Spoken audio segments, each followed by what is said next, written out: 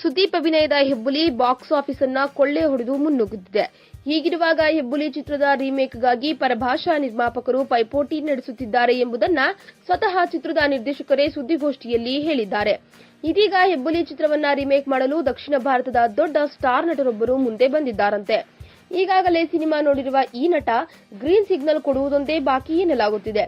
ಅಷ್ಟಕ್ಕೂ ಸೌತ್ ಇಂಡಸ್ಟ್ರಿಯ ಈ ನಟ ಯಾರು ಅಂತ ಕೇಳ್ತೀರಾ? ಹೇಳ್ತೀವಿ ಕೇಳಿ. ಚಿತ್ರತಂಡದ ಮೂಲಗಳ ಪ್ರಕಾರ ದಕ್ಷಿಣ ಭಾರತದ ಖ್ಯಾತ ನಟ ಸೂರ್ಯ ಹೆಬ್ಬುಲಿ ಚಿತ್ರದ ರೀಮೇಕ್ನಲ್ಲಿ ಕಾಣಿಸಿಕೊಳ್ಳಲಿದ್ದಾರೆ ಎನ್ನಲಾಗುತ್ತಿದೆ.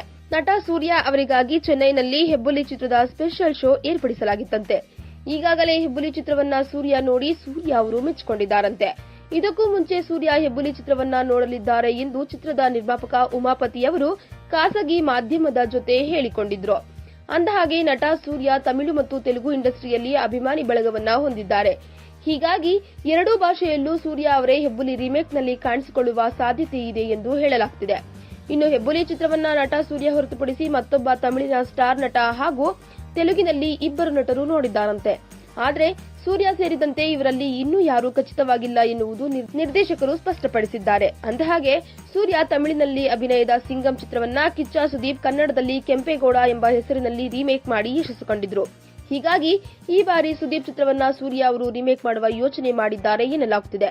ದಕ್ಷಿಣದ ದೊಡ್ಡ ದೊಡ್ಡ ನಟರು ಹೆಬ್ಬುಲಿ ಚಿತ್ರವನ್ನ ನೋಡಿ ಮೆಚ್ಚಿಕೊಂಡಿದ್ದಾರಂದ್ರೆ ಅಂತಿಮವಾಗಿ ಯಾರು ಹೆಬ್ಬುಲಿ ರೀಮೇಕ್ನಲ್ಲಿ ಕಾಣಿಸಿಕೊಳ್ತಾರೆ ಎಂಬುದರ ಬಗ್ಗೆ ಖಚಿತವಾಗಿಲ್ಲವಾದರೂ ಕುತೂಹಲ ಮಾತ್ರ ಹೆಚ್ಚಾಗಿದೆ. ಈ ವಿಡಿಯೋ ಬಗ್ಗೆ ನಿಮ್ಮ ಅನಿಸಿಕೆ ಹಾಗೂ ಅಭಿಪ್ರಾಯಗಳನ್ನು ನಮ್ಮ ಕಮೆಂಟ್ ಬಾಕ್ಸ್ನಲ್ಲಿ ತಿಳಿಸಿ. ಈ ವಿಡಿಯೋನ ಲೈಕ್ ಮಾಡಿ, ಶೇರ್ ಮಾಡಿ ಹಾಗೂ ಮತ್ತಷ್ಟು ಸ್ಯಾಂಡಲ್ವುಡ್ ಅಪ್ಡೇಟ್ಸ್ಗಾಗಿ ನಮ್ಮ ಯೂಟ್ಯೂಬ್ ಚಾನೆಲ್ ಅನ್ನು ಸಬ್ಸ್ಕ್ರೈಬ್ ಮಾಡಿ.